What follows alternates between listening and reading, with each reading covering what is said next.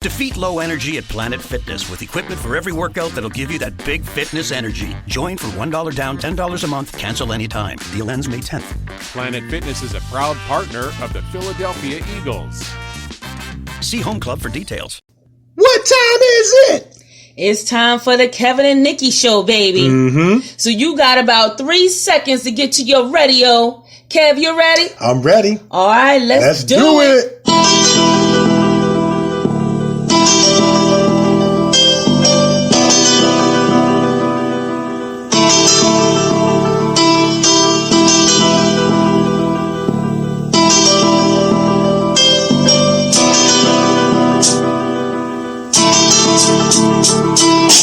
Cloudy skies and the sun fades away. Think will I make it through this day? I keep on going underneath. Can't seem to stand up on my 2 feet. The darkness closes all around and I keep screaming that I will never back down. You think you have me in the corner, but I'm a soldier pushing for the Medal of Honor. Walking through the rain, waiting for the sun to come into the skies and say my name. It's simply playing game. That so many of us are searching for that little bit of fame. Even though the hole is pulling us under, we can't get no help. It's only thunder, no love for a brother. Cry for help. It seems like the only way is to do it ourselves. Now how do we do this if there is no shine? If there is no light to say that's mine? It's a compassion and the time to say you're a rapper when you drop that rhyme. Yeah, come on, It's a compassion and the time to say you're a rapper when you drop that rhyme. Yeah, darkness falls. You wanna be something. Darkness falls. You tell me nothing. Darkness falls. I wanna get there. Yeah, I'll get there. And I'll show you don't be. Yeah, darkness falls. You wanna be something. Darkness falls. You tell me nothing. Darkness falls.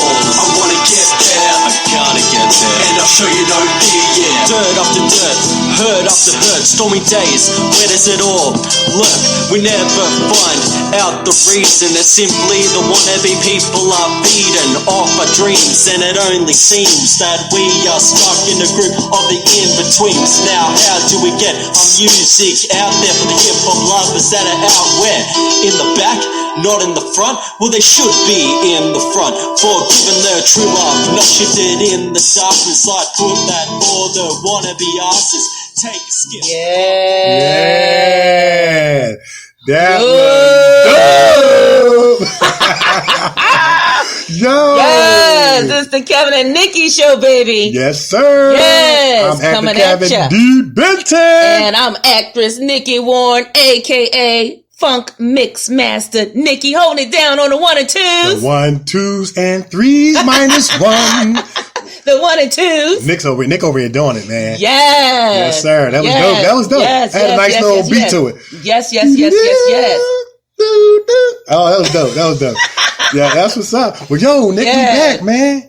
We back. We're back. Yeah, we back, man. I look forward to just being back, like, you know. Yes. Like the Terminator. You know what I'm saying? Shout out to our listeners. Yes, sir. Shout out That's to right. Lottie Dottie. Everybody. Thank y'all so much, man, for tuning in every week. Yes. On Wednesdays at 12. Yes. For the Kevin and Nikee show, man, from the top, middle, and bottom of our heart. Yes. Thank you so much to all our listeners around the world. People all over the world. But yeah, man. But so, Nick, we got a lot. We always have a lot going on. Yeah. We So do. with that said, it's time for the many adventures of Kevin and Nikee. Yes. That's what's up. So yeah, so we had a lot going on. We did. We had a lot going on. I mean, we had. Oh my God! It was such a busy weekend. Yeah, we stay on the grind. Stay auditioning. Stay working hard. So stay. What kind of adventures you had going on? So I had about 7 auditions. Wow. Okay, 7. I've already heard back and got casted for 4. Okay. 2 I didn't get. Okay. And I'm waiting to hear back from 1. That's good. That's good odds right there. To get 4 out of 7? Yeah. They normally say good odds if you get 2 or 3 out of 10. Right. So for you to get 4 out of 7, you did something right. So far I got 4. I'm waiting to hear back on 1. An audition I went to on Friday. Okay. Where the director and her crew actually stood up. They standing ovation. Yeah, they stood up and they started we gotta ring the bell. We gotta ring the bell for that. All right. Yes. All right. So, I've been working on my Precious monologue, working on it and perfecting it in my way, in Nikke's way. That's right.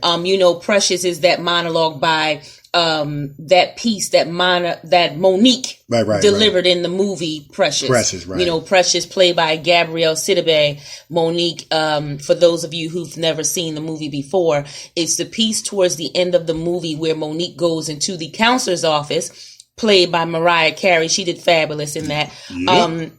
Mariah's character is a counselor, and she wants to talk to Monique to find out why her daughter, played by Gabrielle Sidibe, has 2 children by her father. Right. And Monique sits in the chair and she delivers this very powerful monologue. And that's the monologue that I chose to take on. Right. And I got to chime in here because, there's an unspoken, I don't know if I want to call it a rule, as actors and actresses, that there's certain monologues that you stay away from. Yeah. Monique and Precious would be one. Mm-hmm. Denzel Washington. Yes. Will Smith, just to name some off the top of my head. Because those monologues are so powerful that they're ingrained in our minds and in our lives, not only just as actors and actresses, but as just moviegoers. Yes. You know what I'm saying? Yes. And so I applaud Nikee for having the courage to even take on a monologue like that. Yeah, thank you. Because I know when I was playing basketball, I wanted to know where were the best players working out and how could I get there? Yeah. Because if you want to be the best, you not only have to beat the best, but you have to be like and be around the best. Yes. And so for her to take on that monologue, I mean, it was powerful because it's what makes it even more courageous and powerful is because it's the type of monologue that's on that list. Right. That do not use list. It's unspoken do not use list, that you're behind the 8 ball the minute you slate. Yeah. The minute you say your name, your phone number, and you say that title, it's kind of like people are going to be looking like, okay, now I want to see how she going to pull this off. Yeah. Because they're looking at you through the lens of Monique and the movie, which I don't think is fair. Right. And I think that as directors, give that artist a chance to do it their way and appreciate it for the way they did it. Right. Not looking through the lens of how Monique did it. Right. You know what I'm saying? Right. And so, and listen, I have had the chance to hear Nikee do this monologue on more than a few occasions. One time she did it in an audition, the director started crying. Yeah, she did. Another time she did it in another audition, I almost started crying. Mm-hmm. It was just that powerful. And, I remember, we were involved in a monologue slam, Who Wants to Star in the Movie? Yes. And one of the renowned judges said, when I hear a monologue, I want to feel. Mm-hmm. You know what I'm saying? Mm-hmm. And when Nikee does her rendition of the Monique monologue, you're definitely going to feel how she wants you to feel. Yeah. And how it come across her way. Yeah. And, say for one director to maybe not see it that way, and for these directors over here to give a standing ovation, it makes me think of that Sesame Street song. What? One of these kids are doing their own thing. Can you guess which one it is? That's how we play their game. You get the bell. Hey, man, I used to watch Sesame Street, man. I grew up on Sesame Street. You know what? You get what I know. No, my peoples are from the street. They from Sesame Street. You know what I'm saying? And Kev, to your point, it's so funny that you say that because one of the auditions that I did not get, the director said to me, she said, man, this is one of those times where I wish I had not seen the movie. Right.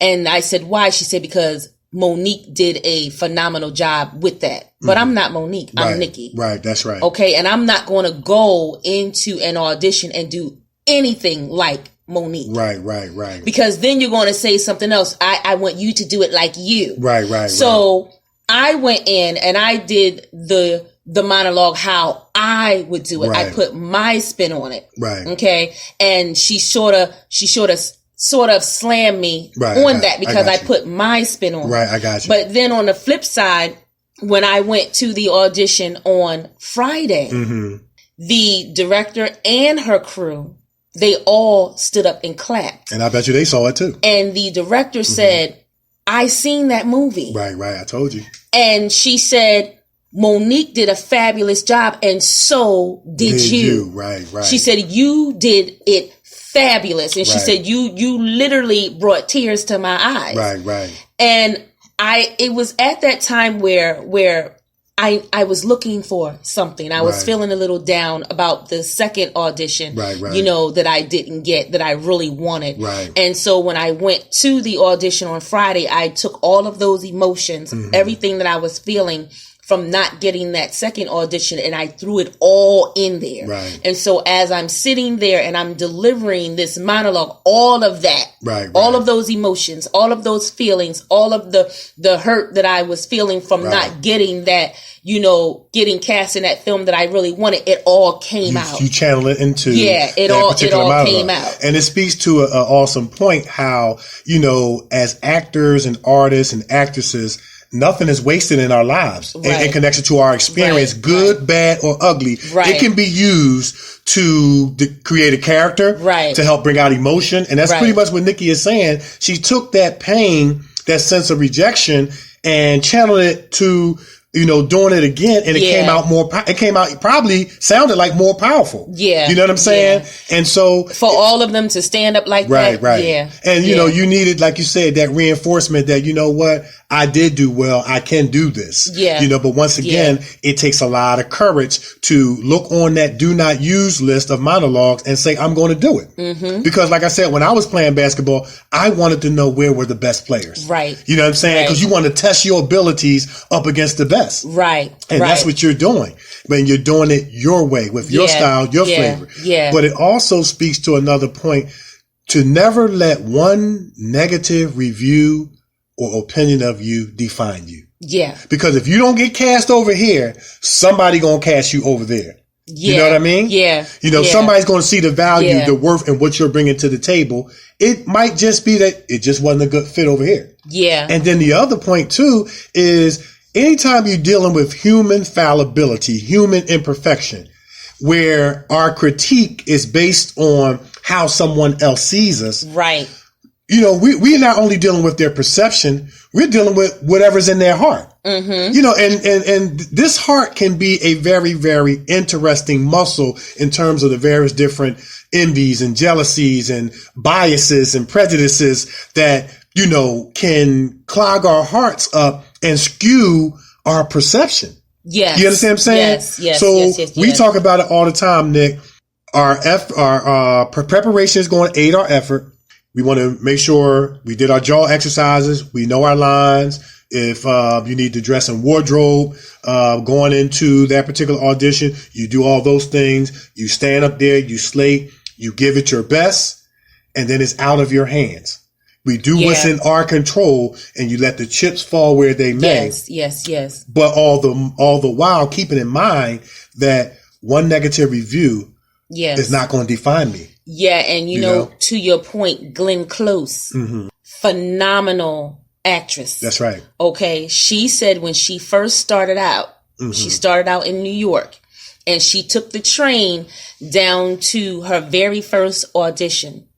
And she said the comments that the director made to her made her feel so bad that she walked out and she threw her resume in the trash.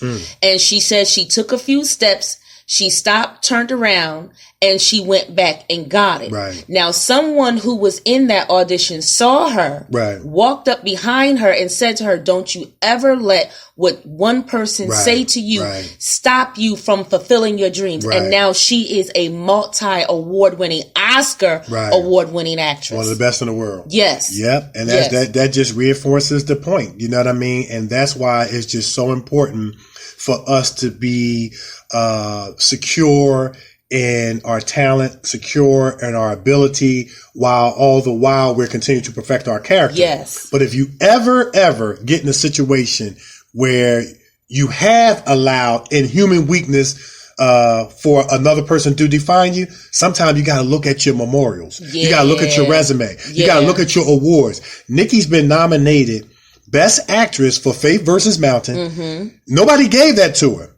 She earned that. She's been nominated for Best Film Actress for the Spiral Awards. Yeah. Somebody else nominated her for that. You know what I'm saying? She didn't nominate herself. So when you go into those auditions for the ones you don't get, where someone might have said some things that make you feel like, you really need to try another craft. Yeah. You got to start looking at your awards sometime. Yeah. Looking at your memorials. Yeah. I had one of my college coaches, man, was always trying to tell me that I wasn't good enough. You're not fast enough. You're not big enough. You're not strong enough. Yeah. And I had to start thinking back. Wait a minute. I averaged 30 points a game in high school. Yes. I was player of the year. Yes. My senior year in high school over some NBA players, including Aaron McKee, former 76ers, who's a friend of mine. Yeah. And Rasheed Wallace, two-time NBA champion, who's also a friend of mine. Yeah. So sometimes in order to maintain my confidence, I had to think back to my achievements and say, no, I'm not receiving the negativity that you're feeding me right now. You know what I'm saying? Absolutely. So, and shout out to you because you were nominated for the Spiral Awards as well. So you get the bell. I get the bell too. Oh! You get the bell. Yeah. And also Emergency Landing, Best Actor in Emergency Landing. Shout out to you on that. Thanks, another man. bell. I get the bell twice. Oh my goodness. Yeah, so we're over here. Yeah, we over working, here man. doing We our grinding. thing. Yeah, we working. We grinding. Yeah, and but we understand that the rejection is part of the business. Yeah, it was a hurt piece, but and we all go through I gotta keep it moving. Yeah, we gotta keep it moving. Gotta keep it. You gotta keep it moving because there, like you said, if I don't get cast over here, I'm going to get cast over there. It's more roles waiting for you. More roles waiting. So that's all right. That's it. And we got to keep it moving. That's what we've been doing. Continuing to submit, apply. Yes. Continue to go over our lines. Yeah. And that's it, man. It's all good. You know what I mean? It's part of the journey. Yeah. I have felt that way before as well. Yeah. And you just become grateful for your life experience, your education, your spiritual background, good friends and family who are around you to encourage and inspire you, to tell you, hey, look, keep on keeping on. Yeah. It's great, man. Come on, tell us what you got. I got cast for a feature film called Pride. Yes. And I'm looking forward to that, man. I'm going to play James Pride, who's like a drug lord. Yeah. And he's kind of ruthless too, What's man. That word? Yeah. BC. Yeah. That's our Ice Cube rendition. That's our Ice Cube. Yeah. Mac 10.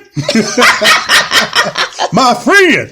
You better stop it. Mac 10 is my friend. You better stop. Come on, tell us about this movie. So there's a feature film, man, and I'm going to play James Pride, one of the leads, and I play like a ruthless drug boss who's got my son working for him, and in the movie, everybody's just trying to do all this crazy stuff. Dude, your son I can't go into it. I can't go deep into it, but it's a lot of crazy stuff going on. But I'm looking forward to this role because I have to play like a ruthless person, which is diametrically opposed to who I am in real life.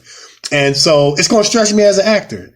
And so I'm looking forward to being that guy that's just not hesitant to pull out his gun and ready to kick. Yeah, to just start. Bust a cap. You know what I'm saying? Wait, hold up now. You got that down a little too packed. I did. Yeah. I'm gonna have to talk to your father. Yeah, all right. I'm gonna have to call your father. Well, I'm an actor. You know what I'm saying? You're a little bit too happy. I'm an actor, man. Yeah, you know what I'm saying? You're a little bit too happy for this role. I'm going to have to call your father. Well, we get to pretend. That's one thing we get to do. We get to pretend and make up characters and become characters. Yeah, I'm going to have to watch you. Yeah. So I'm looking forward to that, man. And it's going to be great. It's going to be great. Yeah. To just kind of see, because you know how it is. Like we've played the traditional roles, the dad, the detective, the mom, police officer, the judge, the lawyer, girlfriend, all that. Yeah, it's good to play something that's going to stretch it, break it, you don't want to be typecast, just for those roles. So we trying to stretch it, get away from that a little bit, and bring on those roles that's going to show a range, variety of characters that we can play, And we talk about this too. There's certain actors who, when you look at all their movies, they're pretty much the same character. And it's not knocking, I'm not taking any shots, because if that works for you and gets you paid and keeps you working,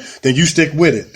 What they say, if the wagon ain't broke, don't fix it. Yeah, that's so you got like an actor like Stan from Martin, Two Broke Girls, and the Jamie Foxx show. He's pretty much the same character. Yeah. And then you have Kevin James, who King of Queens. Yeah, Kevin Can't Wait. And what was the name of that movie? Him, Chris Rock. Hitch. Oh, Hitch. Yeah, him, Chris Rock, Selma Hayek. When they went on this camping trip.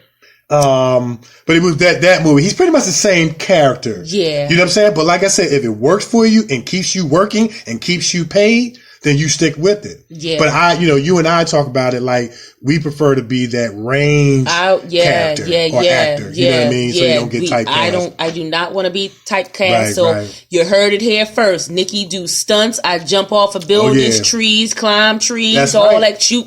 Theatrical weapons. That's right. We got theatrical weapons training. Theatrical weapons training.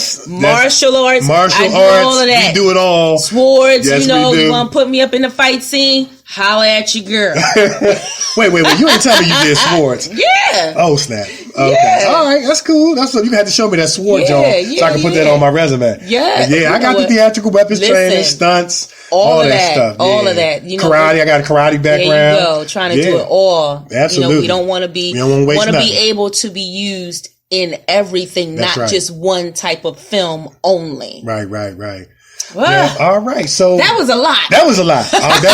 We've been busy. Man, we stay busy though. Right. But we stay busy. But we threw out a lot of nuggets in there that can encourage and inspire. Yes, you know what I'm saying? Definitely. Somebody out there that didn't get that audition, might have been a little bit down. Hey, your next one's waiting for you. Keep going. Keep it moving. You are an awesome actor and actress, and that one audition that you didn't get does not define your whole career. Yes, you know what I'm saying? Yes. Because out of 7, I walked away with 4, and I'm waiting on the 5th one. So keep it moving. That's good ratio, right there. Keep it moving. That's good right there. I still made out good. Although I was going for all 7, but it's all right. It's all good. It's all right. You got good percentage. Right. Yeah. All right. So we're gonna take a break, and when we come back, we got a special guest. Yes, we got a special guest, and he's all the way from Sydney, Australia for beer. Good eye, mate.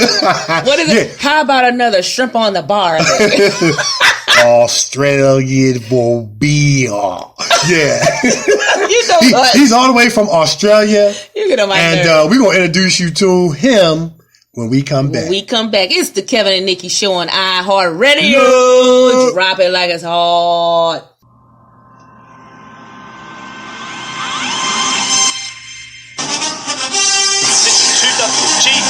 We're going to take you down to the streets where a highly volatile situation is unfolding. Yo, check it, Mugzy. Can you check in? Superheroes, we are to be superheroes from beneath. Yeah, superheroes, we have the power. Superheroes coming together in the hour. Superheroes, we are to be superheroes from beneath. Yeah, superheroes, we have the power. Superheroes coming together in the hour. Mugzy on the mic, you see the M in the sky. Why? A new superhero born to try. It was a gift that was given to me beneath. Just to preach the word for a bit of peace. At least because the world is hating one another, not rising above. So I'm your savior, just a brave ya. I'm the superhero. Before you reach the top, we'll go ground zero. Take it into the darkness like Batman. This is a fact, yeah, but I got your back, man. As a team, like the Avengers assemble. Rise like an Egyptian, through the temple. Good or bad, hero or villain, don't be stealing somebody's only vision, cause it's who they are. Yeah, another lonely star, and they want to achieve their dreams by far. Come on, superheroes, we are to be superheroes from beneath. Yeah, superheroes, we have the power. Superheroes coming together in the hour. Superheroes, we are to be superheroes from beneath. Yeah, superheroes, we have the power. Superheroes coming together in the hour. It's just me, Mugzy, be myself on the plate. Oh wait, the world is having its fate. Dealing whack MCs that can't bring the taste. Take it into the comic book world we go. Cause Stan Lee stopped me, no I'm out of control. Because I'm on my road, feeling free like Spider-Man does when he goes up and down the wall. My town feels dreaded like Gotham City. Maybe because there's not enough rappers who are witty to make it in this industry. I'm all alone like Batman as a kid felt in the Crime Alley zone. Yeah, yeah. Crime Alley zone. Come on. Yeah.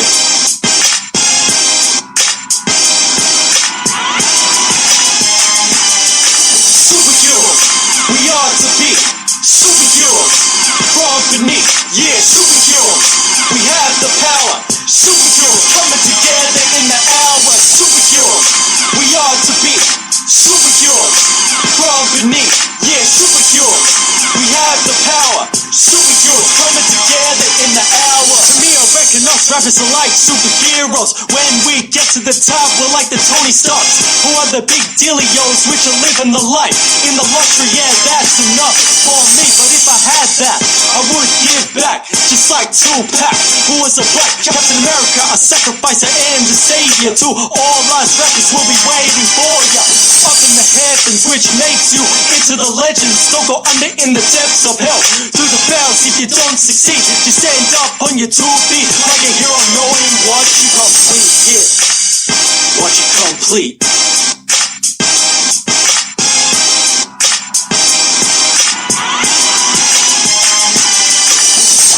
You heard it here first.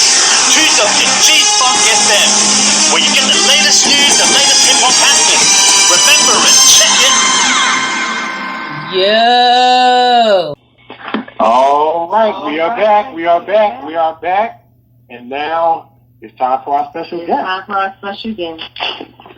All the way from Sydney, Australia. My main man now he on the Kevin Nikee show, so he my main man, 50 grand, pots and pan, Mugzy, a.k.a.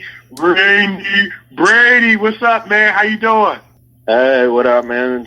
How's the past looking? Because I'm 16 hours in front, man. So you're kind of connecting through the future, man. Time travel, man. That's right, man. You into the next day already. You 16 hours ahead of us, man.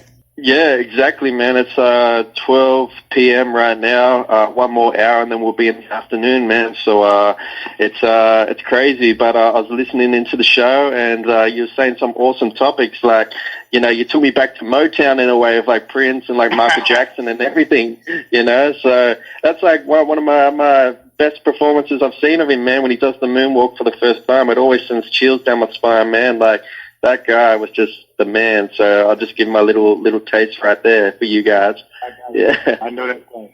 Gotta love Michael Jackson. But look, man, let's jump right onto this interview, man. You know, listen, go ahead. So Mugzy, tell us a little bit about your background, your musical background. How did you get started in music? Yeah, so, you know, I was born in the 90s of 91, and halfway through that, it's quite funny you say that, because my brother, who's 2 years younger than me, this is when a lot of the CDs came into it, and like we didn't really have tapes anymore, and, you know, you'd always burn your favorite artists. Remember how you put like a CD into it, and then like you put the actual CD and like burn it and like, you know, bootleg it. So, you know, my brother came home like with like all these like artists, like, you know, Eminem and the Busta Rhymes and even the likes of Bow Wow and stuff. And then, you know, because it had the parental advisory on it, you know, would have to sneak, as young kids, sneak behind my parents' back, because if she found out, you know, we'd be listening to that kind of influence music, you know, should whip our ass kind of thing. So, you know, we had to like keep it on the down low. But then fast forward to when I was 14, so early days of high school, you know, the 90s was the golden era, but I still, like, me personally, I still think that the early thousands was just on point with their marketing. Like, you had, you know, 50 Cent come out, and, you know, like you had like the Dirty South and all that kind of thing. And the early thousands was just, hip hop was just everywhere. It was in movies, video games, clothing, just, and as a 14-year-old in high school, because I hated high school, man. I sucked at the work. I didn't want to do it, and that kind of thing. And I thought, why not just try this hip hop road? And why not be like those guys and embrace myself into that culture that looks so, just so cool in a way. So I dropped down rhymes, but I knew if I wanted to progress as an artist, I'd have to write full songs, chorus, lyrics, verses, and then did a demo, sent it around, did a few local gigs and that kind of thing. And it was kind of like that little local celebrity buzz that people know you for your craft. Like, oh, Reyne, he's doing hip hop now. We'll ride with him and that. And ever since then, man, from 14, I'm 27 now, so that's like 13 years. I've been doing hip hop and got myself on incredible things through music. And I overheard you guys talking about acting as well. It's led me to acting gigs as well. So it's been an incredible journey, man. So that's kind of like my origin story per se. That's great. That's great, awesome, man. That's great. So did you got a really good musical background? Did you play any instruments or anything like that? I tried to pick up a guitar at one point when I was very young, but I just couldn't get the rhythm of it, and then I left music all in general when I was younger, and I wasn't fascinated by it. Was just not even incorporated into it. And then when I hit my teenage era, it just somehow the creative arts, whether it be music, acting, drawing, even the likes of painting, it just overwhelmed me, and I just wanted to get sucked into this quote unquote arts and entertainment, and then hip hop was just a platform of getting out of there. So recently I've learned how to use the DJ and scratching it, because I've always been invested in that kind of side of the hip hop, but with drums or guitars and all that other instruments, I've never been sat down and took the time to do it, but I've always wanted to learn drums, so that'll probably be the next step in my journey. I got you. Now, who would you say you would maybe compare, your rap style to? I know when I was playing basketball, I was compared to like a Scottie Pippen or a Penny Hardaway, in terms of the way I played, in comparison to them. Who would you compare your rap style to, in terms of maybe perhaps being your idol or somebody who you kind of glean from? It's funny you say Scottie Pippen, man. I thought you would have said Allen Iverson, man. I love Allen Iverson. Man, I know it sounds cliche because, I'm a white boy myself, but it would obviously have to be my main influence was Eminem, of course.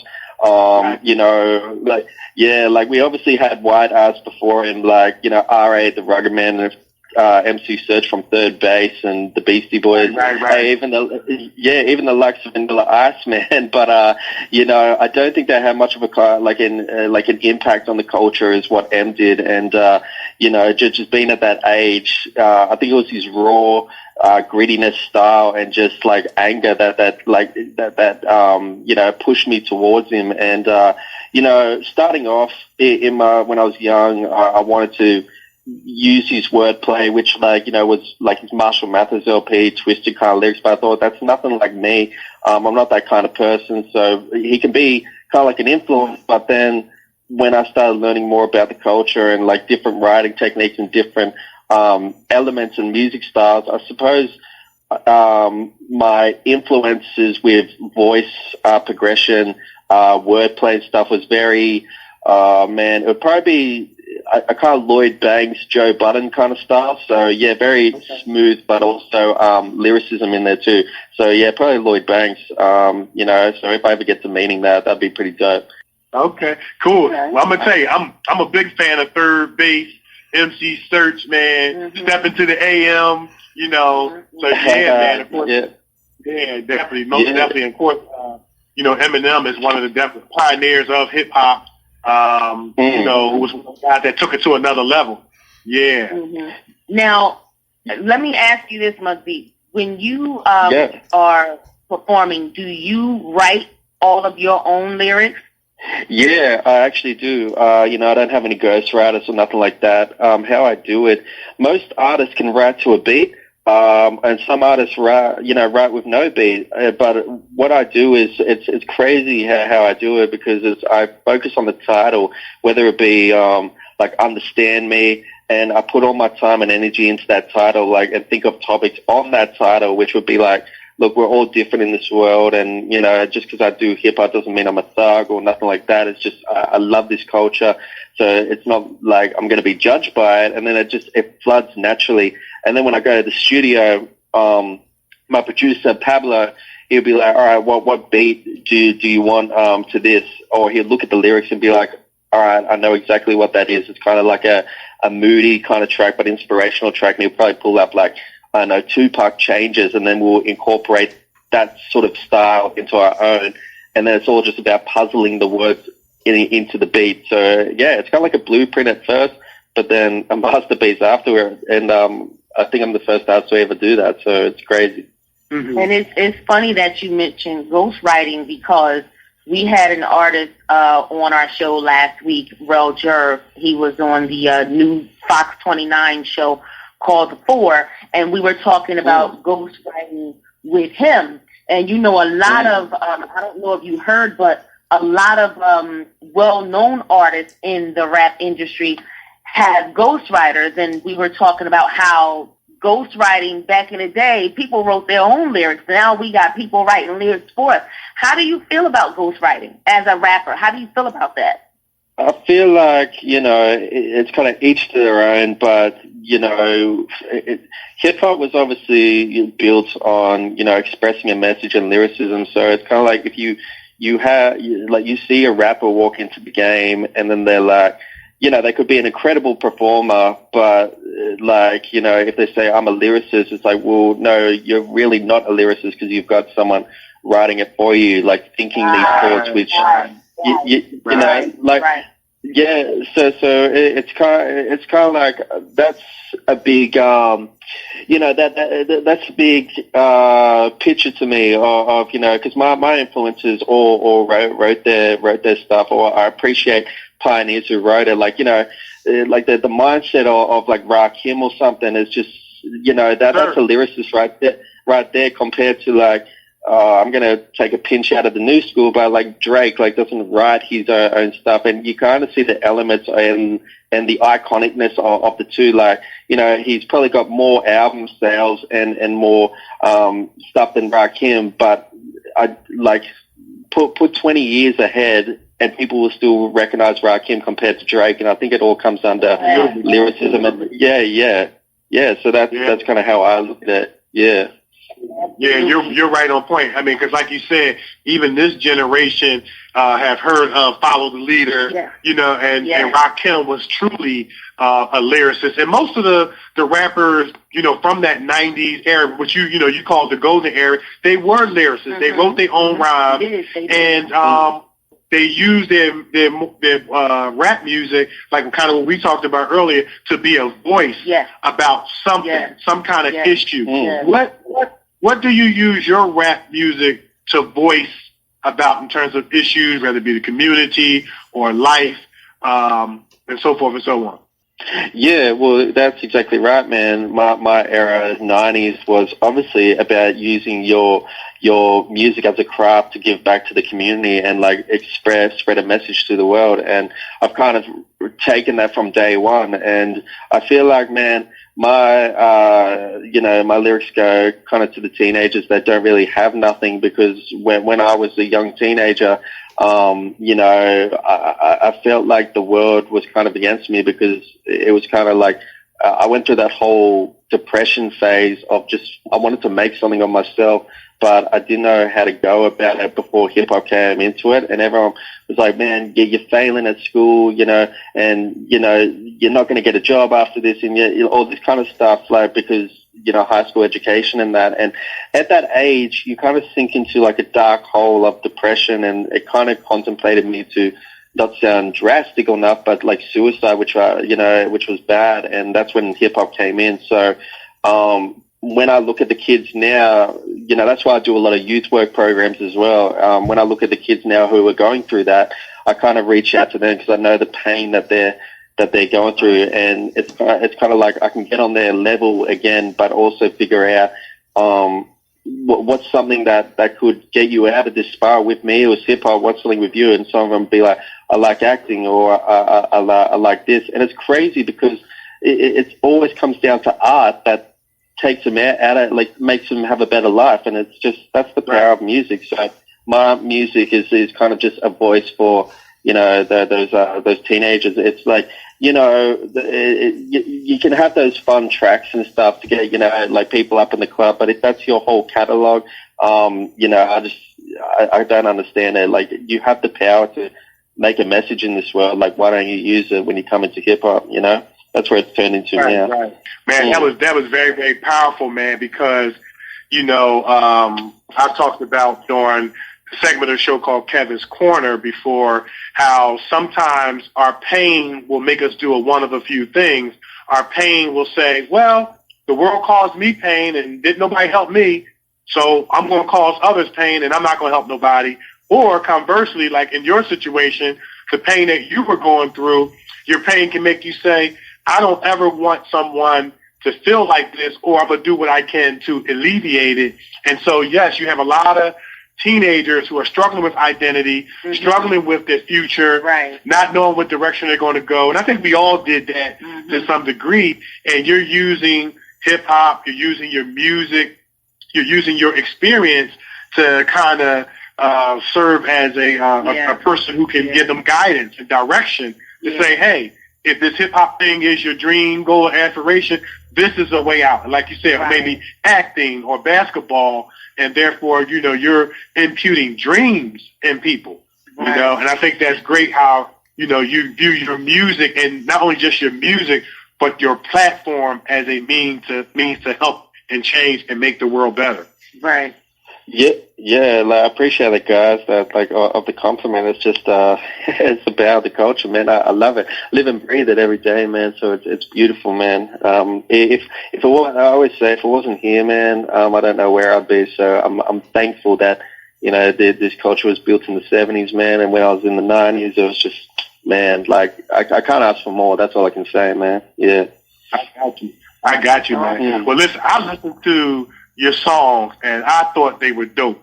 I don't want to really pick one song over the other because there was so many, but I got to ask you about that Superheroes song. It had the NFL beat, you know, and what inspired you to write that one?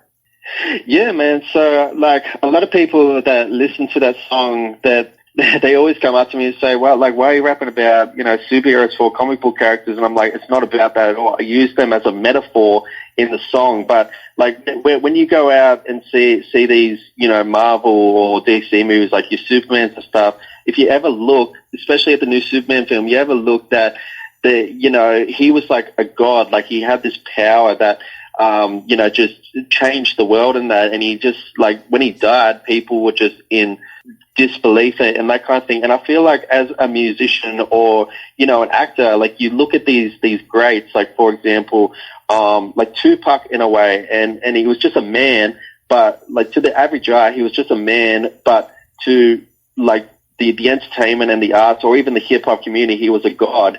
And I feel like when we make art, we're giving that, we've got this power to change the world through like our lyrics and our message. And that's kind of like our superhero power. We are kind of like superheroes in a way because we have the power to change, you know, like a message through the world. And I feel like that's what these icon guys have done. And that's just how I look at it. So it's not, you know, comic book superheroes. It's like we are superheroes, what of the elements that we can change through. So yeah. Yeah. Awesome. That's awesome. Yeah. Now, do you perform in different concerts in Australia? Yeah, I you know, like when my second album, Understand Me, came out in 2013, I was doing, well, I pretty much did a whole lot of gigs, but then I felt as an artist there's more avenues out there besides music, and I kind of put the gigs on hold for a bit and started dwelling into the acting game, because I felt that if I've got music and acting behind me. It's kind of like he's like a melting pot. He's got like the whole package instead of just one avenue. And, you know, it built more connection, and it was kind of like looked more good on my resume. So, you know, like, well, not my resume, but my career. And, you know, from 2013 till now, it kind of gave me like a ton of work, which pulled me away from the music for a bit. And then my fans were like, yo, we need to hear more stuff. And I was like, oh my God, like I totally forgot, because I've been in front of a camera for so long that it's like, you know, like like the Australian Mark Wahlberg style, like Marky Mark, and now he's like Mark Wahlberg.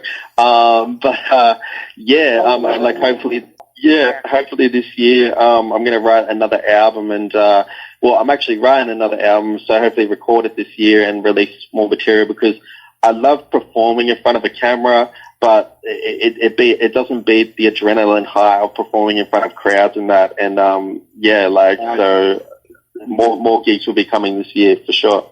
Now, we out here, we have shows like American Idol.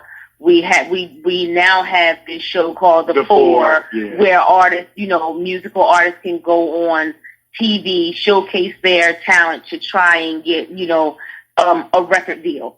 What type of show you guys have in Australia to help artists such as yourself get up there? Yeah, we've got similar shows.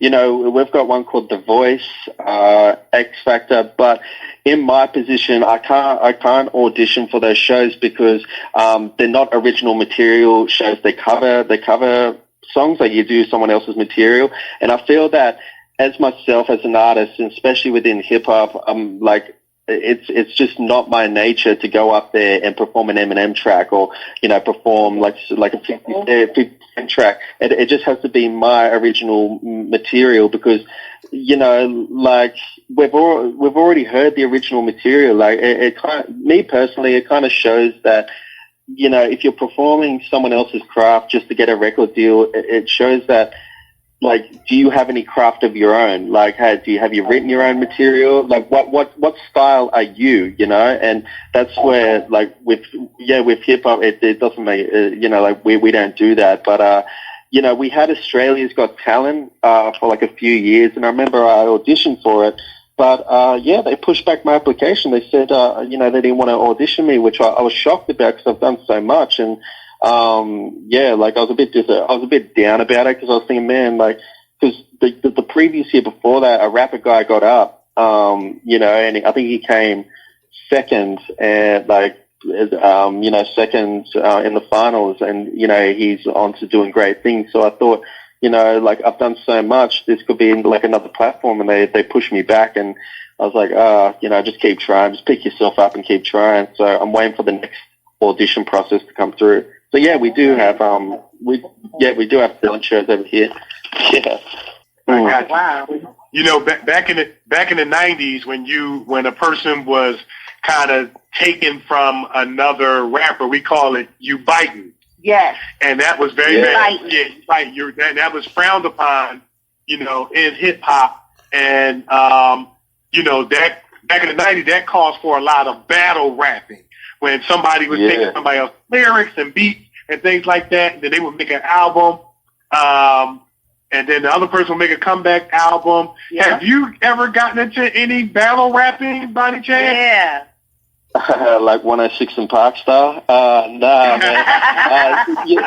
Yeah, like the battle rap scene is huge here in Australia, man.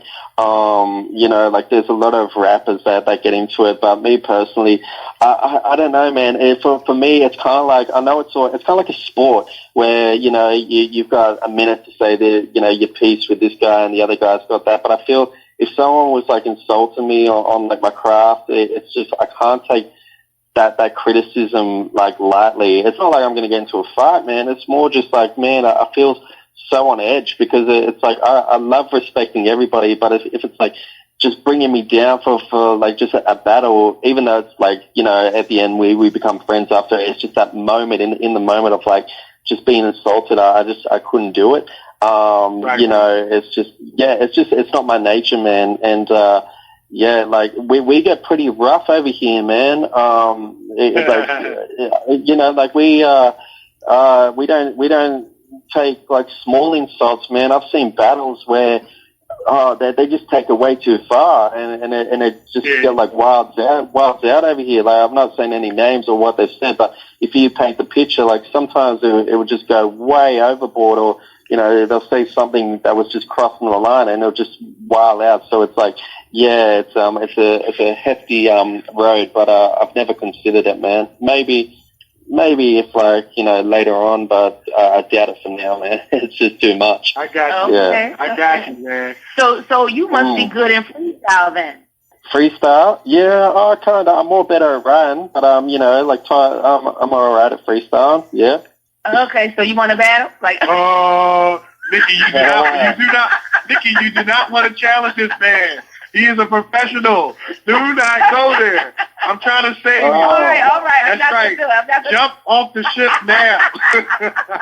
I'm not going to. All right, I will leave him alone. All right, okay. Look, hey, Mugzy, I had to save her, man. You know what I mean? Had to save people, had to save him. Oh! See, now he just sat here and told me he did not want to insult people and get involved in that, and you just going to try to save him. I will leave him alone. I will leave him alone. I'm not going to do it. I'm not going to do it. Yeah, that's great stuff, man. Because that's great stuff, man. Because it's like, well, definitely. I mean, hey, look, now that you're on the Kevin and Nikee show, you family. So we're not trying to start a USA Australia, rap battle war. Yeah, but see, Nikee won't quit. Nikee won't quit. Man, but yeah, you're right, man. You're so right. Because I remember like back in the '90s, it was about who could throw the best party, who had the best DJ, and they kept like, if it was a battle rap, it was about who was the best MC. Yeah. Like they wasn't talking about people's mothers and family members and stuff like that. It was about who could rock a rhyme the best, who could rock the mic the best. Yeah. And like you said, man, we kind of gotten away from that, and it's battle rapping is tainted, and even in hip hop, it could be dangerous. It can end up being something dangerous. Yeah. So he touched on the right note with that. It can be dangerous. Yeah, it can be dangerous. You got to be careful. You can't battle everybody. Right. You battle me though. I'm just saying. See, she's still picking with you, man. She's still picking with you. He touched on it. He is. It used to be fun back in the day. Now it's not fun. It's not fun. You got to be fair for your life now. You say something in an album about somebody, or you could say something that has nothing to do with anybody, and they interpret that way, and now they're striking back and things like that, man. But that's great, man. But look, Mugzy, man, you definitely are a superhero. You're out here rapping, rhyming. You're doing your acting thing. You're helping kids. You're helping kids find their identity and say, hey, here's one way out. Yeah. That you can maybe turn to rapping and rhyming if that's what you can do, and stick to your dreams, goals, aspirations, and your passions. And I want to say continued success to you, man. We're going to continue to follow you. And if you ever need our help and support in terms of putting your music out there or, blasting your stuff out, hey, let us know over here in the USA, man. And we'll promote your stuff over here and stuff like that, man. So awesome. So put your social media out there and tell our listeners where they can find you and follow the music. Yeah, how to put your Facebook, Twitter, Snapchat, anything you want to put out there, how they can listen to your music, download it. This is your time. Yeah, thanks so much, guys, once again for, obviously doing this interview with me. You have another supporter and a fan and like a family here in Australia, man. So thank you so much. And the main platform that they can find me at is Facebook. If they just type in Mugzy, Mugzy. But over here in Australia, it's Mugzy. I don't know the origin behind the Z. But if they just type in that, it's got my band profile attached, YouTube, Twitter, so they don't have to type it in individually. So if they just go to that, that's where you can keep up to updates with albums and interviews like this. And if you're an upcoming artist as well, and want someone to check out your work or even just give you feedback and stuff, hit me up, because I pretty much get back to everyone, take my time out to like try and listen to everyone as possible. So just hit me up and support my movement. So that's all I can ask for For sure. That's what's up, man. That's what's up, man. Awesome. Well, listen, man, you're 16 hours in front of us. Hey, continue success to you, man. Thank you so much for coming on the show. Yeah. And we definitely going to have you back. We definitely want to have you back to talk a little bit more about acting. Mm-hmm. And, yeah, man. Hey, you got family over here in the U.S. now. Yes. We definitely want to have you back for the battle. See, Nikki still talking about that battle. See, Nikki still talking about that battle. I'm trying to help her, man. She don't want to battle you. I'm telling you. Yeah, it's kind of like Rocky and Apollo Creed in a way. So, like, hopefully we can. That's right. That's what's up. Yeah, but look, we're gonna end on that one, man. Look, thanks so much for coming on the show, man. Continued success to you, and please keep in touch. I know we'll definitely be in touch by Facebook, and keep in touch. Yeah, most definitely, guys. Thanks so much, and enjoy the rest of your night. And I'm going to get some coffee. So later, guys. All right. Yeah. Awesome. All right. Awesome. Take care, man. Take Bye-bye. care. Bye. That was awesome. That was an awesome interview. Awesome. Yeah. Awesome. Awesome. We was about to do that. I was trying. Listen, I'm all queued up and ready. I'm queued up and ready to go. I'm just saying. Nikki, he's a professional rapper. If you had, you was ready to freestyle? I was ready. All right, well, freestyle right now. Right, I'm not going to do it. Oh, man, see? That's exactly what it would happen. You know what I'm saying? No, but that was a great. I mean, he hit on a lot of key points that's going on in hip hop. He did, and the crazy part is that it's going on in Australia. It's going on in Australia. That's the crazy part, where it's the rap battle, how it can become get out of hand. You know, it's the same thing over here. Yeah. You know, that's awesome. Yeah. Because I remember watching a documentary about the Tupac Biggie thing, and I remember Dr. Dre. When they interviewed Dr. Dre, he was like, he said, this needs to stop because this is going to get dangerous and nobody from the East Coast is going to be able to come to the West Coast. So, that's when it's going too far, man. It's one love. It's the hip hop culture. Everybody's an artist in their own right that can be appreciated for their talent and ability. You understand that battles are part of it, but let's keep it in context. Where lives are not going to be lost and people are going to be deeply and greatly insulted in areas that we should not touch on. Yeah. But hip-hop, life needs hip-hop. Yeah, it's a culture. Life needs music, period. Yeah. Our children need to learn how to play instruments. Right. Music is like therapy. Right. It's like therapy. We hear all the time how singers say when they're going through, they sing to get through it. Right. Rappers rap to get through it. Right. Or back in the day, our parents would put on a good song to get through it. Right. That's what church music was all about. Yes, we need music. Our children need music. Right. You know what I mean? And we need to get back to that. They've taken music out of the schools. They're saying that the instruments cost too much. Right. Please, back in the day, they would go get some wood and they would make, what's that thing, the pipe thing? The flute or whatever. Right. Come on, we use the pots and pans. Beat on those. Right. We need to teach our children music. Right. Yeah. We need to teach them. Definitely. And music is part of the art. It's part acting, of the art. Yeah. And the thing about it too that we have to keep in mind is that it's entertainment. It is. It's entertainment. And entertainment and it's therapy. Yeah. It's I'm talking about like what you're saying is true as far as the music being therapeutic and things like that. Well, not all the music is not all the music. Man. Because remember, some of it is. Because some of the music makes you want to fight. Like, how come when you hear a hard beat, like it make you want to start shadowbox or just? Why doesn't it make you want to hug somebody? What is it about like some of the hardcore rap beats that make you just want to start fighting?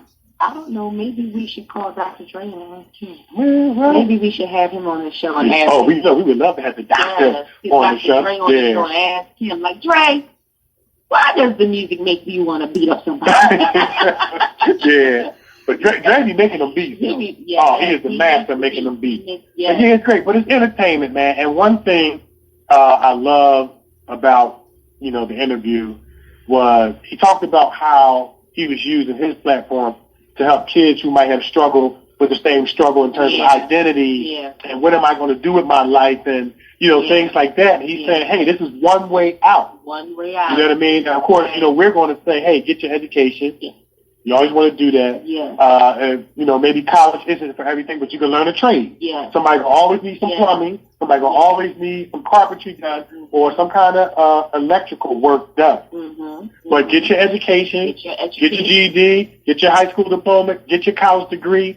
And, hey, if that rap thing is your thing, finish high school. That's it. Finish high school. Yeah. Okay, because that's where doors start to open up. You need a high school diploma. At a minimum. You cannot at a minimum. You can go and, go back and get your GED, but if you are in a position to finish. And if you can go to college and it's for you, go to college. Exactly. Get your degree. Yes. But if that rap thing is your goal, dream, aspiration, I say go for it. Yeah. I say go for it. Yeah. And the thing about it is, I know a lot of kids in Philly, they have that same dream and aspiration. I tell them, get your education because I remember Beanie Siegel came to speak to a group of kids in Philly. Mm-hmm. Judge Mathis was there as well. I had a chance to meet him and get his autograph.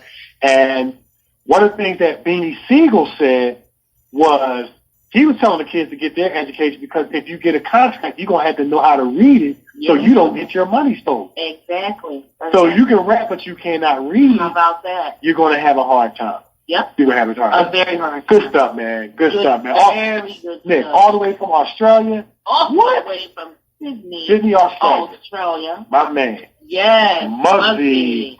Brady. Hit him up, man. Follow him on Facebook. His music is dope. Yes. Yeah. All right, so we're going to take a break.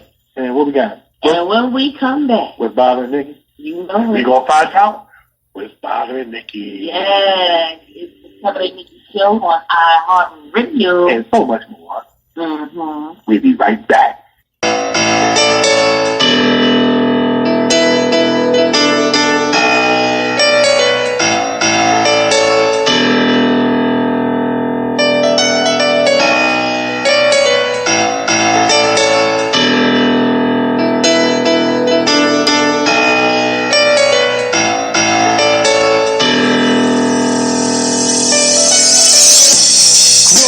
On the hip-hop music, just breathing that air for something to use it. It's amazing how these people look at you different, because you're not the same, man, it's just so infant. What do you want me to be, just like you? Nah, 1 + 1 for me doesn't equal 2.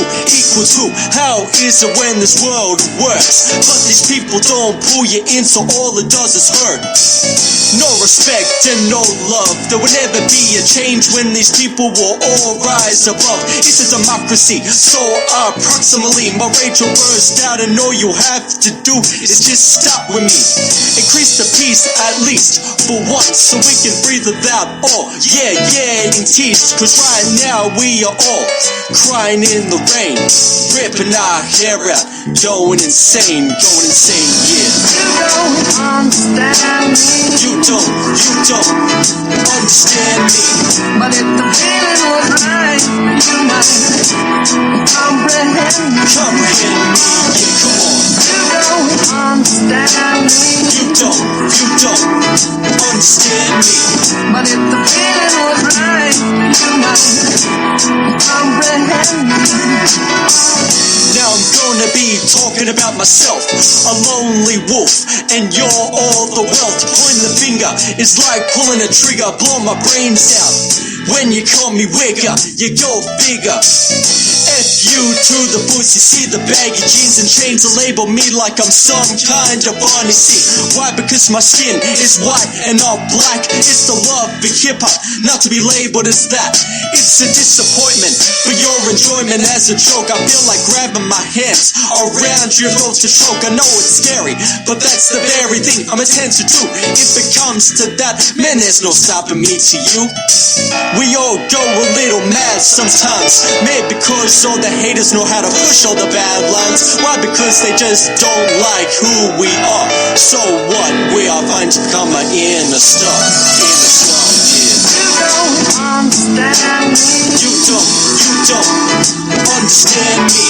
But if the feeling was right, you might comprehend me. Comprehend me, yeah, come on. You don't understand me. You don't understand me. Yes. All right. Yeah. We are back. I'm still eating off that interview, but we back, man. We're back. That was dope, man. We're back. Very back. So yeah, man, it is our favorite time of the show. You get to find out what's bothering Nikee. All right. What's bothering you, Nick? You know what? I'm not even going to wait. I'm just going to jump into it because this really has been bothering me. Mm-hmm, with that. And I'm going to need my partner to help me figure this all out. Okay? So what's bothering me this week is this. How come you can't say what you mean and mean what you say? So I think we lied. How come people have a problem saying what they mean and meaning what they say? Let your yes be yes and let your no be no. Maybe don't know how to spell it. I'm going to say it again. How come people have a problem? How come you can't say what you mean and mean what you say? Let your yes be yes and let your no be no. Mm-hmm. If you don't like something, say you don't like it. If you like something, say you like it. Mm-hmm. Stop leaving the person thinking that you like something and you really don't like it, getting their hopes up high, thinking that they're going to get something from you when they're not. Mm-hmm. If you don't like it, say you don't like it. Mm-hmm. If you like it, be honest, say you like it. One of the things I like about American Idol, and we talked about this last week, one of the things I liked about Simon Cowell, one of the things I liked about Meghan Trainor mm-hmm. and Charlie Walker, that they were honest. Okay? Straightforward. A little bit too straightforward, yes. Mm-hmm. But they were straightforward. Mm-hmm. They gave you what you needed to go back and do it again. Mm-hmm. If they did not like it, they said it. They let you know, I did not like it. I was not feeling that today. That wasn't your best. Your best is what I saw last week. So I need you to go back. I need you to figure it out, and I need you to come back and bring it. They told the truth. But today, we have people who, if they don't like it, oh, that was really good. Mm-hmm. You're definitely going to get a call back. Right. And the person walks out of the audition mm-hmm. feeling good, right, feeling like they're going to get that call back. Right. And that call back never comes. And then they see on the internet or they receive the email, we decided to go in another direction. But you said right. that I was going to get this and I was going to get that. Right. Or you don't get the email at all. Right. And it leaves you figuring what happened. Right. Now you have to piece together, figure out in your head what happened. Right. You know, why can't you say if you don't like something, you don't like it. Mm-hmm. If you like something, you like it. Or better yet, I liked it, but however, I don't have a character to fit you right now. Or if you think that you're going to run into the possibility of reneging on what you said, maybe a preemptive way to deal with it is to not say nothing. Exactly. Don't even tell the person up front. Don't even say anything. Just make the decision. Yes. Yeah. Yes. Yeah. And so, you know, as artists, you know, we run into a lot of that. Mm-hmm. And what I've come to realize is that if I'm being told one thing, but your actions say another, mm-hmm. I'm confused. Right. Now I feel deceived, mm-hmm. and that bothers me. Right. You know, that bothers me because now it's like you're looking for something that is never going to come, and you thought it would. Right. Right. So I just need your help trying to figure out for, you know, the artists out there how to deal with that.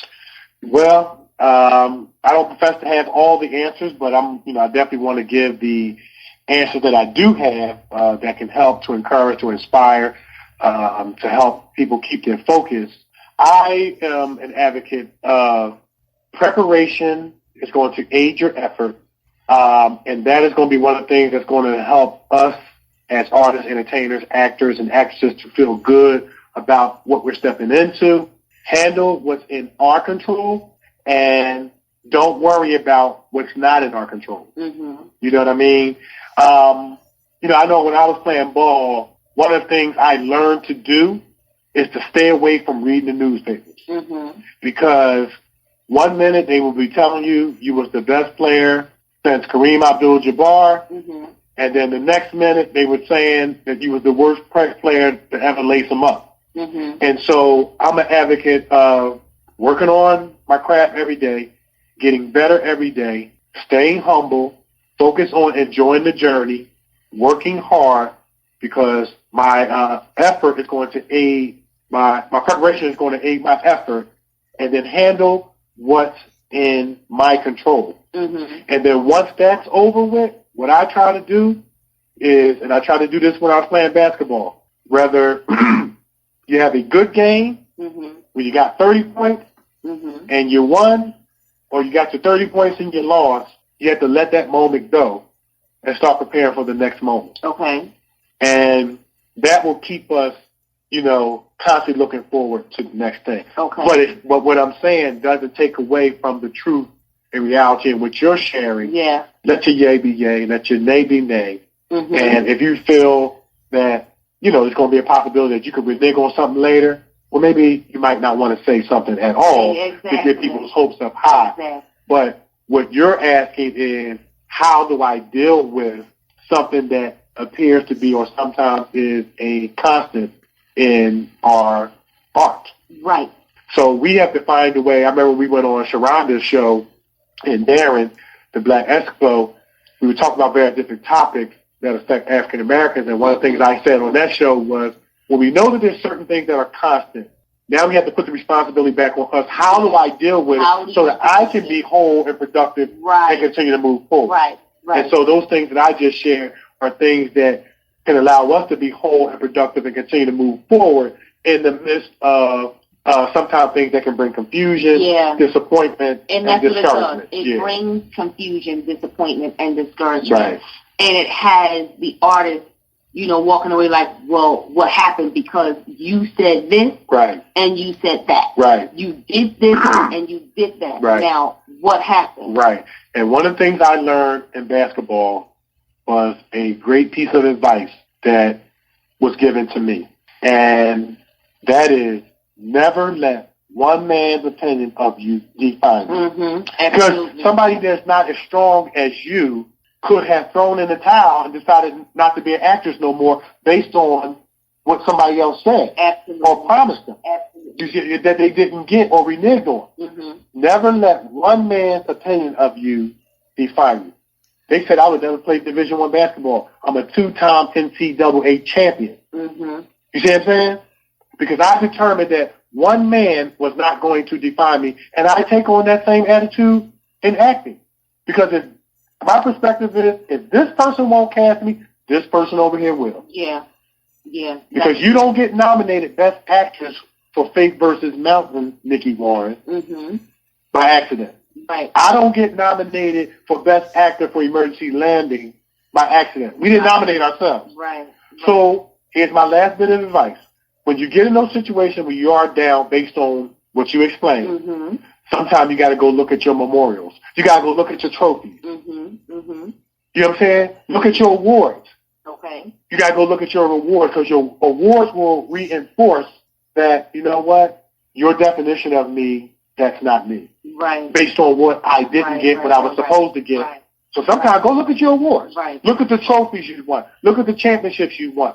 Right. That's it. And that's very important. And somebody out there, one of our listeners, needs to hear that. Yeah. Look at your awards. Look at your resume. We work very hard, at our craft. That's right. Our listeners work very hard at their craft as well. And, right. They're looking for things just like we're looking for things. And it is disheartening. So it's disheartening. It's disheartening. It is. And we've all been there. Someone say that, hey, you want to get this, and then when the time comes for you to receive it, you don't. You don't get it. It's disheartening. Yeah. Yeah, man. We just want to give folks tools to continue to move forward, move on, press on, Despite it. Yep. Good stuff, man. That's good. That's good stuff. Advice. Thank you. Yeah. Thank you. Yep. For chiming in again. Nikee. That's right. We here to help each other, man. We're here to help each other. Well, you know what? That was good. That was really good advice, Kev, and I truly appreciate it because someone needed to hear that. Mm-hmm. That's why I brought it up. All right? Got you. Yep. So we're going to take a break, and when we come back, it's going to be time for my favorite part of the show, Kevin's Corner.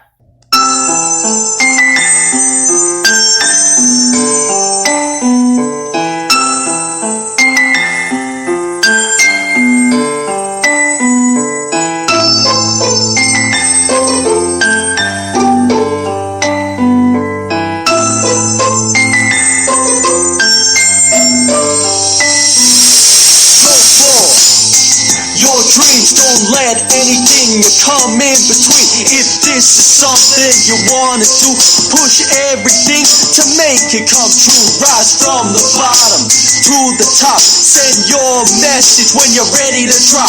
If someone tells you anything different, just push them away. You're truly gifted. Put everything on the line. Your dreams, yo. Put everything on the line. Our dreams, come on. Put anything on the line. Your destiny. Put everything on the line. Our destiny. Struggle and strive. Keep that dream alive. Don't let it go, cause it will truly die. If you wanna be something, don't do nothing. Time goes faster and it ain't a bluffing. Your heart and soul, then go for that goal.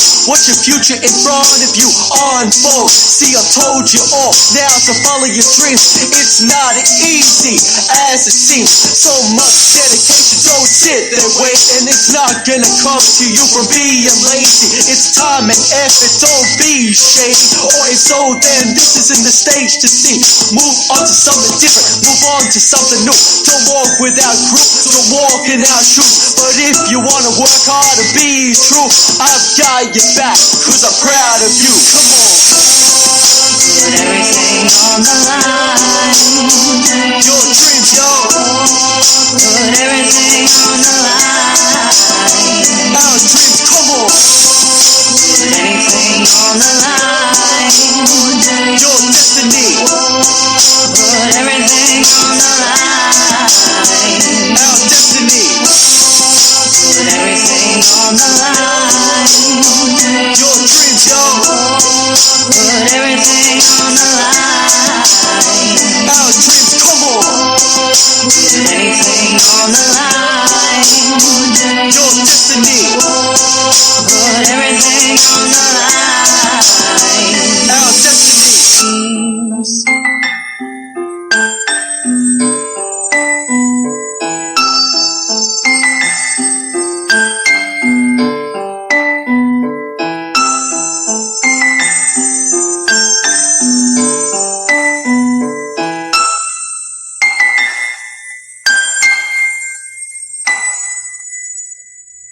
You're listening to the Kevin and Nikee Show on iHeartRadio. All right. We are back. We are back. Yes. Yeah. So now it's time for my favorite part of the show. Yeah. I'm going to get my record here. I got you. I believe you. Listen, I'm gearing up because I'm going, me and Mugzy, we going to go at it. Oh, my goodness. You going to be a background singer for Mugzy? We're going to be freestyling. They're going to be freestyling? We're going to be battling. Okay. Listen, this going to be some clean battle right here. We ain't going to be cutting no, we ain't going to cut each other. Okay, I got you. So wait a minute. So you want to freestyle again? Yes. Oh, look, man, I thought you was going to team up with them. Why do I always have to team up with somebody? I want to that. Okay. All right. We might have to. I stood all up in there. Why you don't wait till the man hang up before you start chatting? You know what I'm saying? You talk all that junk while you're on the phone. Back out. Wait for him to hang up, and then you want to. Well, look, we might have to set that one up on the show. You know what I'm saying? But anyway. I battle you right now. Yes, we can go. We can skip Kevin's Corner. I battle you right now. Look, we can skip. But somebody need Kevin Porter. See how she do? See how she do? She be backing out and stuff. Somebody needs to You weren't expecting me to cut Kevin Porter out. Hey, look, let's just freestyle right now. You know. All right. We can't cut Kevin Porter. All right. We can go at it, though, but I'm just... All right. But anyway, it's time for Kevin's Corner. It's that portion of the show. We just want to motivate you, encourage you, inspire you, and make the world a better place, man, because we understand that there's greatness in you, and we want to see that greatness come out. Yeah. So I saw a post that said, some people dream about success, and others wake up and work toward it. Yes. And, you kind of heard that theme come out in the interview, but I want to talk about going after your dreams, man. You've heard of the show, the AMC show, hit show, The Walking Dead. Well, if I can kind of borrow from, that title, I believe that the true walking dead of the earth are those that live and die without having accomplished, or at least going after, one dream. I believe that every human being has greatness in them. You may know it, you may not know it. A lot of times you can find your greatness by looking at those areas of your pain that you want to relieve. Like Mugzy talked about how he struggled with identity and the pain of, which way am I going to go? And so he found a way to use that experience to alleviate the pain in other teenagers. So sometimes your pain, when it's been positively interpreted within yourself. Right. Because if it's not, you're going to throw negativity on other people. You can find out where your greatness lies in that, or check into your passions. What is it that gets you up in the morning? What is it that makes you go to bed thinking about that thing or doing it, or I can't wait to get back up tomorrow to jump back into it again? And, and that's what acting is for Nikee and I.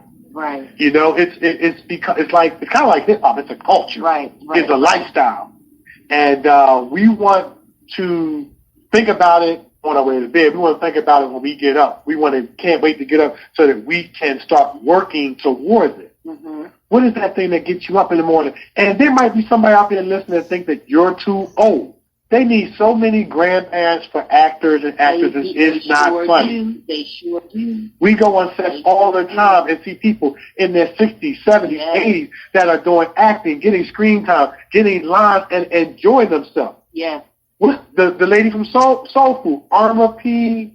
I can't remember her name. But we went to an audition, remember, and there were some seniors there for the senior role that they were trying to get. Absolutely. Yeah. I think her name was Irma P. Wilson. I think so. The lady from Soul Food. Yeah. She played in Changing the Game. Shout out to Rel Dowdell. It's never too late to dream. Never too late. And if your dream is to be an NBA player, an NFL player, a rapper, or a singer, entertainer, but stick to it. Don't give up. Get involved in it. Yes. Or, I remember my dad used to tell me, whatever you decide to be, just be the best at it. You might just want to be a police officer or a crossing guard or a social worker. Be the best that you can be, but let it be your dream. And you know how you can tell people who don't have a dream? You always have some drama that involves somebody else. Always. Involves somebody else. Always. Because Nikee can attest to this.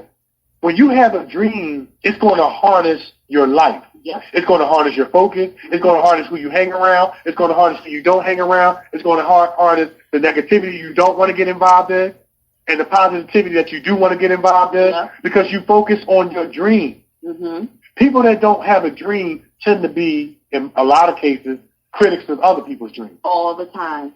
Don't have a dream at first, almost literal, walking dead. Don't want nothing. Don't want no dream. Not trying to get it. Not trying to get something. And don't want you to have it. And don't want you to have a dream either. And not only do you need to have a dream, beware of dream crashers and dream stealers. Yes. There's greatness in you. There's greatness in you. Yes.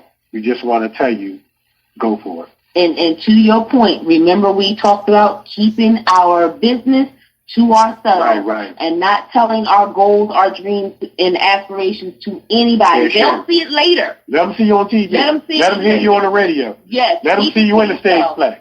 Keep it to yourself. Some things you are not supposed to just open your mouth and constantly tell. Keep it to yourself. That's right. You may want to be a janitor. I've seen a janitor sweep the floor with such pride, a smile on his face, but that was his dream. But that school looks spick and span. I know that. So no matter how big or how small your dream is, keep your dream. Keep it to yourself, like Nick said. But dream big. Reach for the planet, and guess what? If you miss, guarantee you, if you keep reaching on the way down, you'll grab a star. It ain't bad. That's right. That's it. Just give me a piece of it. You hear me? What's that thing? Sharing is caring. Sharing is caring. Teamwork makes the dream. Yes, it does. Put that. You grab one of those stars, baby. You Yeah. All right, man. Great show. We want to give a shout out to all our listeners, man. Thank you so much from the top, middle, and bottom of our heart for tuning in every week, for following us, for chiming in on our Facebook group page. We want to give a shout out to everybody all over the world. People all over the world. People all over the world. So listen, you better go ahead. You ain't got to go ahead. Yeah, I got. So listen, I'm Actor Kevin D. Benton. Hit me up on Facebook, Actor Kevin D. Benton. I'm on Twitter, @Kevin D. Benton. Follow, man. I'll follow back. You know what I mean? Yes. And you can find me on Facebook, Nikee Warren, a.k.a. Funk Mix Master Nikee, a.k.a. rapper, freestyler. Oh, my goodness. About to shut it down. You know. You want to rap battle me, holler at me. You're supposed to be handling the order. You losing focus. Join the Facebook group page. Go ahead, you got it. You back on track now? I'm back on track. All right, go ahead. You want to battle? Nope. Okay. I'm not going to do it. All right. All right. Follow us on Twitter, The Kevin Nikee Show. Join our group on Facebook, The Kevin and Nikee Show. Hit me up on Twitter, @Nikee Warren. And you can also hit me up on Instagram. Hello, I'm Nikee. That's HELLOIMNIKEE. Yeah. And if you have any questions, comments, concerns regarding the show, all right. I'm still sharing. Sharing is caring. Hit us up on the Kevin and Nikee Show at Yahoo.com.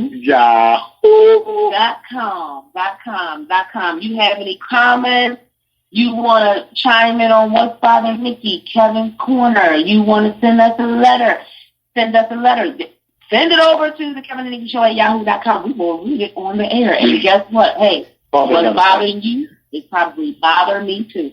Yeah, as long as I ain't got no cuss words. Yeah, no profane. This is a family show. No tearing people down. Yeah, we don't want to do that. But we will respond. Yes, we will respond. And we will read some letters over there. You know, we got some fan. If we got some fan mail, we'll read them. Yes, fan mail. We will definitely be reading that on the air. We definitely will. Yes. We want everybody to be encouraged, be inspired, and we out. So we are out of here. This is the Kevin and Nikee Show on iHeartRadio, and we're out.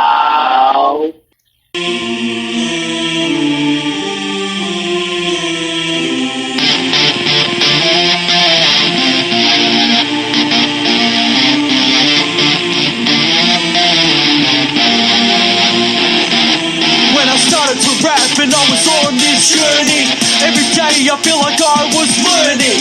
You made me feel like my future was burning, but I'm here right now, yeah, I'm worthy. When I started to rap and I was on this journey, every day I feel like I was learning. You made me feel like my future was burning, but I'm here right now, yeah, I'm worthy. Misery is how it started, no scenery or harvest. I always shed a tear of heartless. Pain became a darkness, hit me when I was 15. Had no future, had no dream, until everyone pushed me in between. Then hip-hop, yeah, was my scene. I found something to find myself, to get me out of this living hell. I got back up, come on, when I felt and said the truth on what I had to tell. A new man with discipline. When the culture had witnessed my sins, I felt that I had to shine within, show the world that I was ready to begin, almost about to be given in, until hip-hop gave me a new beginning. When I started to rap and I was on this journey, every day I feel like I was learning. You made me feel like my future was burning, but I'm here right now, yeah, I'm worthy. When I started to rap and I was on this journey, every day I feel like I was future was burning, but I'm here right now, yeah, I'm worthy. Drop down rhymes, but needed material. Started writing songs and hit the studio. Shalom City was so surreal. Felt like a proposition on what they built. Over a 2-year period, I made Ride or Die. When it came out, I thought the gangster style was my life. Now looking back, I'm ashamed, should've thought twice. Just want to live like the odds in my mind. This made me walk more around like a joke. Even when I got that fake respect, I lie. Kill my hopes. Time to go back to the rap and suicide notes. I was alone again and I couldn't cope. In an atmosphere full of pain, while I tried to make a difference in my place. Seemed like a disgrace. People tried to kill my fate, all because I don't appeal to your taste. When I started to rap and I was on this journey, every day I feel like I was learning. You made me feel like my future was burning, but I'm here right now, yeah, I'm worthy. When I started to rap and I was on this journey, every day I feel like I was learning. You made me feel like my future was burning, but I'm here right now, yeah, I'm worthy. But no, after all, hip-hop had my mindset. I learned more about the culture to build my rep. The founding fathers, the 4 elements to take me further. First you got rap, then you got DJ, breaking with the B-boys, graffiti on the freeway. I started meeting groups who love the culture. You have been listening to the Kevin and Nikee Show on iHeartRadio, Spreaker, iTunes, YouTube, Facebook, Twitter, and much, much more. Right now, someone around you is at risk of an overdose. It might not be today, but when it happens, you can be ready to save their life. Naloxone is a medication that reverses opioid overdose. Available without a prescription at your local pharmacy. It's simple to use, easy to carry, and safe to administer. And it works in minutes. Learn more about naloxone and naloxone training at pa.gov/opioids. Because it might be today that you save a life. Paid for with Pennsylvania taxpayer dollars. Lucky Land Casino, asking people, what's the weirdest place you've gotten lucky? Lucky? In line at the deli, I guess? Aha, in my dentist's office. More than once, actually. Do I have to say? Yes, you do. In the car before my kids' PTA meeting. Really? Yes. Excuse me, what's the weirdest place you've gotten lucky? I never win and tell. Well, there you have it. You can get lucky anywhere, playing at LuckyLandSlots.com. Play for free right now. Are you feeling lucky? No purchase necessary. Void where prohibited by law. 18+. Terms and conditions apply. See website for details.